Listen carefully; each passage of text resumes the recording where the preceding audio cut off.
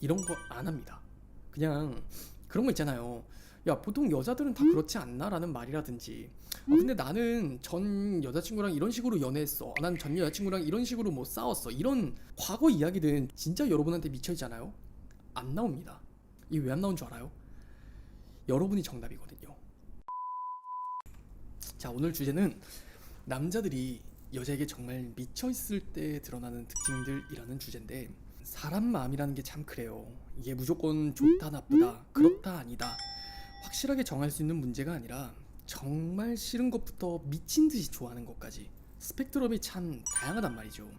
그런 게 너무 당연한 게 사람 마음이기 때문에, 어느 누군가를 만나는 데 있어서도 전혀 이성으로 보이지 않을 때부터 정말 이 사람은 내 이상형에 가깝다라는 그 기대감이 엄청 증폭될 때가 있거든요. 그런데 참 어려운 거는, 나는 지금 너한테 딱 몇 퍼센트의 감정이야 라는 거를 말을 해주지 않는다는 거예요. 그래서 보여지는 말이나 행동이든 어떤 시그널을 통해서 상대방의 마음을 유추할 수밖에 없는데, 조금 더 쉽게 남자가 여자를 어떻게 생각하는지에 대한 그 파악 기준의 스펙트럼을 좀 세 분류로 나눠서 좀 이야기를 해볼까 해요. 첫 번째는 한 여자를 적당히 마음에 들어 할 때, 그리고 두 번째는 이도 저도 아닌 긴가민가한 상태일 때, 그리고 세 번째는 완벽하게 미쳐 있을 때예요. 각각의 기준에 따라서 최소 4가지에서 5가지씩, 거의 한 13가지 정도를 이야기를 하겠지만, 그 기준들의 체크가 얼마나 되는지에 따라서 그 스펙트럼을 왼쪽에서 오른쪽으로 생각을 해보면 적당할 것 같아요. 여러분들이 알겠죠? 그럼 바로 본론으로 들어가 시작을 하면, 첫 번째는 여러분들을 적당하게 마음에 들어 했을 때는 남자들이 각각의 이런 반응들을 보일 거예요. 첫 번째는 평균에서 크게 벗어나지 않아요. 여러분들이 아는 연애의 레파토리나 여러분들이 생각하는 남자의 행동이나 여러분들이 생각하는 그 데이트 패턴에 크게 벗어나지 않는다는 거예요. 뭐 예를 들면은 그냥 데이트 끝나고 나서 그냥 연락이 오고, 잠자기 전에 그냥 잘 자라는 인사를 하고, 아침에 일어나면 한 번 더 연락이 올 수도 있고, 그렇게 썸을 타는 그 과정에서부터 연애를 하기까지 평균에서 크게 벗어나지 않아요. 이걸 바꿔 이야기를 하면은, 여러분들이 친구에게 이야기를 하거나 아니면 주변 사람들에게 이야기를 했을 때 그냥 뭐 별 문제 없는데 라든지, 그냥 뭐 잘 만나고 있는 것 같은데 라든지 큰 이견이 없어요. 그러니까 극단적이지 않다는 거예요. 어떤 친구는 야, 너 걔 완전 마음에 안 들어하는 것 같은데? 야, 걔네 너 완전 더 되게 좋아하는 것 같은데? 야, 걔 완전 여자 경험 없는 거 아니야? 이런 식으로 평균에서 크게 벗어날 만한 그런 피드백이 안 나온다는 거예요. 이해가 되시나요?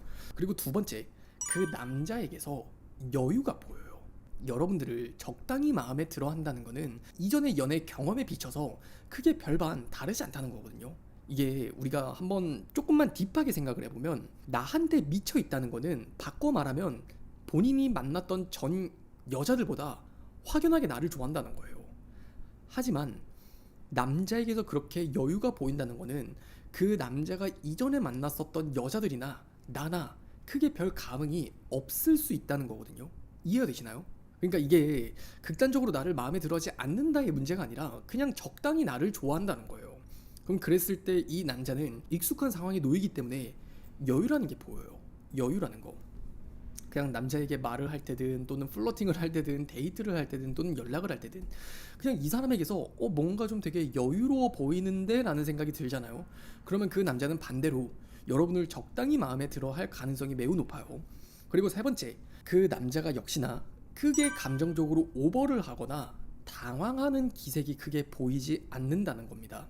사람들은 낯선 환경에 처하게 되면은 본인의 패턴에 대한 이성을 잃어버리는 게 당연한 사람의 행동심리예요. 하지만 여러분을 만나면서 감정적으로 오버를 한다거나 당황하는 기색이 크게 없었다는 거는, 여러분은 모르겠지만 그 남자의 레파토리나 만났었던 연애사에서는 비슷한 패턴이 반복되고 있다는 거거든요. 그러면 그 안에서 여유를 찾고 당연히 오버를 하거나 당황할 필요가 없어지게 돼요. 왜냐하면 이미 익숙하게 겪어왔었던 걸 반증하는 거거든요. 그래서 여러분들이 그걸 반대로 해석을 했을 때, 이 사람은 왜 이렇게 뭔가 나한테 왜 굳이 이런 말을 하지?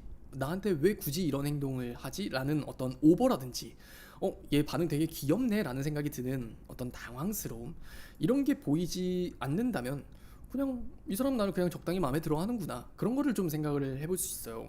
그리고 네 번째, 전체적인 시각에서 봤을 때 나를 궁금해한다기보다는 그냥 이 만남을 즐긴다는 생각이 든다면, 이 첫 번째 케이스를 좀 의심해 볼 필요가 있어요. 어떤 한 사람을 되게 좋아하게 되면은 그 사람이 되게 궁금해지고 그 사람이 나와 이런 것도 잘 맞을까 저런 것도 잘 맞을까 그것도 잘 맞았으면 좋겠다 하는 기대감을 갖고 많은 것들을 맞춰보고 싶어요.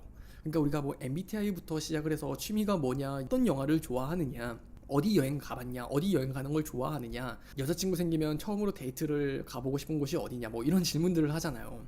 근데 그런 거는 사실 그 사람을 궁금해하는 거거든요. 근데 하지만 여러분들 만약 적당히 이성으로서 마음에 들어 한다면 여러분에 대해서 뭐 크게 궁금해한다기보다는 그냥 뭐가 됐든 만남 자체를 좀 여유롭게 즐긴다는 생각이 들 수밖에 없다는 거죠. 그래서 이 네 가지를 좀 생각을 해보면 크게 이 사람은 나를 적당히 마음에 들어 하는구나. 그 기준에서 크게 엇나가진 않을 것 같고, 그리고 두 번째는 애매할 때요. 이도저도 아닐 때 나를 여자로 보기는 하지만 완벽하게 나랑 뭔가를 해보고 싶은 것도 아니고, 그렇다고 이 사람이 나랑 뭐 완전히 그냥 연락을 끊어보고 싶지도 않고 그냥 좀 더 연락은 해보고 싶은 그런 애매한 감정선이 있잖아요. 이때 많은 여자분들은 어장이라고 느낄 수도 있을 텐데, 이게 어장인지 아닌지는 사실 그 사람의 성향을 좀 더 들여다봐야 돼요. 이게 악의적으로 어장을 칠 의도가 있었던 건지, 아니면 여러분의 조급함 때문에 그렇게 해석이 드는 건지, 그건 다른 요소를 같이 생각을 해봐야 되겠지만, 그냥 남자를 봤을 때 네 가지를 정확하게 이야기할 수 있는 건, 첫 번째, 패턴이 굉장히 들쑥날쑥해요. 데이트 패턴이 될 수도 있고 연락 패턴이 될 수도 있고 여러분에게 표현하는 패턴이 될 수도 있어요. 그 모든 것들이 굉장히 좀 들쑥날쑥해요. 어떤 날은 되게 확 불타올랐다가 어떤 날은 뭔가 며칠간 연락을 확 식었다가, 들쑥하다는 게 첫 번째 드러나는 특징인 거고, 두 번째는 본인 이야기를 잘 하지 않습니다. 결국 친구에 대한 이야기든 과거사든 본인의 일에 대한 이야기든 본인의 취미생활이든 자기 스스로를 많이 오픈하지 않아요. 이런 건 남자의 나이가 많을수록 그럽니다. 본인을 많이 오픈한다는 거는 그만큼 감당하거나 책임져야 될 것들, 정리해야 될 것들에 대한 그 여지를 많이 남겨놓는다는 거예요. 이게 나이를 먹으면 공감하겠지만, 아무튼 나이가 들면 들수록 본인 이야기를 잘 하지 않아요. 관계를 이도저도 아니라 생각을 했을 때는. 그리고 세 번째, 우리가 연락을 꽤 하긴 했지만 몇 번 만나보기는 했지만 정작 서로에 대해서 아는 게 별로 없다는 것도 이도저도 아닐 때 나타나는 특징이에요. 사실 결국 남자가 여러분에게 오픈을 잘 하지도 않고, 또 여러분들이 만약 연애에 대한, 이성에 대한 경험이 없다면 어떤 식으로 서로를 알아가야 되는 그 질적인 질문을 던져야 되는지에 대해서 잘 모를 거예요. 근데 대개는 남자들이 이제 막 신나서 떠들고 본인 이야기를 막 이렇게 얘기를 하고 자랑을 하면서 서로에 대해서 아는 게 많아지거든요. 일반적인 연애 패턴에서는.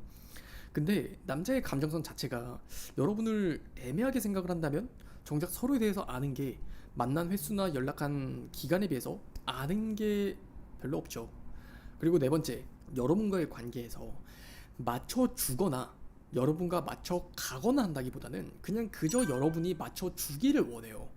이게 무슨 심리냐면은, 여러분이 썩 객관적으로 100% 마음에 드는 건 아니에요. 근데 타협의 여지를 두는 게, 혹시 얘가 내가 원하는 거를 잘 구색에 맞춰서 입맛에 맞춰줘 준다면 얘를 좀 더 좋아할 수 있을 것 같아 라는 그 계산적인 심보에서 나오는 거거든요.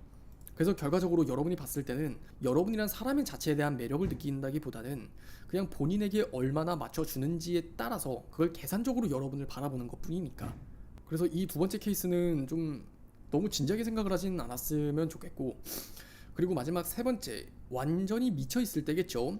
이게 오늘의 하이라이트겠지만, 첫 번째, 제일 크게 달라지는 건 그 사람의 삶의 패턴이 나 중심으로 돌아가기 시작한다는 거예요. 우리가 썸을 탈 때나 연애를 할 때나 그 어떤 시기를 막론하고 서로를 좋아하게 되면은 서로의 세상이 나의 세상이 된다는 말이 있거든요. 연애를 할 때. 만약 그 사람이 정말 여러분에게 미쳐 있잖아요. 그러면 그 사람이 주간 패턴이 되든 월간 스케줄이 되든 그 어떤 스케줄들이 나를 중심으로 돌아가기 시작해요. 그래서 여러분들이 저녁에는 뭐 하는지, 주말에는 뭘 하는지, 평소 취미는 뭐가 있는지, 어떤 운동을 좋아하는지, 그런 것들에 대한 관심이 밑바탕에 깔린 다음에 여러분의 그 패턴을 중심으로 그 삶이 돌아가기 시작을 합니다. 그리고 두 번째, 본인이 어떻게 보이거나 어떻게 비춰질지를 지나치게 신경을 써요. 이게 여러분한테 비춰졌을 때는 되게 뭔가 연애를 능숙하게 해봤을 것 같은 사람으로 보일 수도 있는 거고, 되려 반대로 연애를 정말 안 한 사람처럼 보일 수도 있는 거거든요. 그건 남자가 말주변이 얼마나 뛰어나느냐에 따라서 그건 달라져요. 그래서 이다 저다의 문제가 아니라 그냥 결국에 여러분의 반응이나 여러분의 표정, 그것들에 엄청 집중을 한다는 거예요. 여러분에게 비춰지는 나를 굉장히 중요하게 생각을 한다면 그건 반대로 여러분에게 좀 미쳐있다라는 반증이라고도 생각을 할 수 있을 것 같고, 그리고 세 번째, 이 두 번째에선 하나 예외를 둬야 되는 게 자존감이 낮은 사람이 아닌지는 좀 한번 체크를 해보세요. 이게 자존감에 문제가 있는 사람은 사실 여러분이라서 지나치게 신경을 쓴다기보다는 습관적으로 남을 신경 쓰는 케이스일 수 있는 거거든요. 착한 아이 컴플렉스에서 비롯된 어떤 자존감이 낮은 사람, 그런 케이스만 하나만 더블 체크를 해본다면 충분히 미쳐있는지를 파악할 수 있을 것 같고, 그리고 세 번째, 때로는 감정적으로 오버한다는 생각이 든다거나 당황하는 기색이 크게 보인다는 거예요. 아까 첫 번째로 말씀을 드렸던 것과는 좀 반대된 개념이라고 생각을 하면 되는데, 그 패턴이라고 말씀을 드린 거 있잖아요. 여러분에게 정말 완전히 미쳐있다는 거는 그 남자의 과거에도 여러분 같은 여자를 만나본 적이 없었다는 거예요. 그러니까 본인의 레파토리나 패턴과는 전혀 다른 반응을 보일 수밖에 없어요. 왜? 어찌됐든 여러분을 갖고 싶고 소유하고 싶고 여러분과 잘 되고 싶으니까. 그러니까 본인도 본인의 평소 하지 않았었던 패턴과는 상반되게 오버를 할 수밖에 없어요. 그래서 오버를 하다 보면은 때로는 당황을 할 수도 있고, 내가 너무 오버했나라는 그 생각 때문에 이상한 징조를 보일 수도 있겠죠. 이런 시그널들은 충분히 여러분에게 빠져 있다라는 걸 반증한다는 거죠. 그리고 네 번째, 나를 궁금해한다는 그 느낌을 넘어서 이미 맞장구 칠 준비가 되어 있다라는 느낌을 한번 체크해 보세요. 그냥 질문이 많은 거는 당연해요. 이거는 그냥, 근데 우리가 그런 생각을 할 수 있잖아요. 원래 얘가 질문이 많은 사람인가? 원래 얘는 호기심이 많은 사람인가? 라는 생각이 드는데, 그 사람의 리액션을 봤을 때 이미 준비라도 한 사람처럼 그냥 예스맨이 되는 느낌이에요. 그냥 여러분이 뭐 피자를 보고 치킨이라고 보면 그냥 맞아, 그건 치킨이지, 나는 콤비네이션 치킨 되게 좋아하는데 나 먹어봤어, 약간 이런 식으로 그냥 예스맨이 돼요. 그냥 어떤 대답을 하는지는 중요하지 않아요. 그냥 여러분이 하는 대답이나 여러분의 이야기가 곧 정답이 되는 게 남자들은 본능적으로 알고 있어요. 그게 여자가 남자를 좋아하게 만드는 방법이라는 걸. 그걸 본능적으로 알고 있기 때문에 본인이 그렇게 미쳐있는 여자한테는 무조건적인 예스맨이 된다는 겁니다.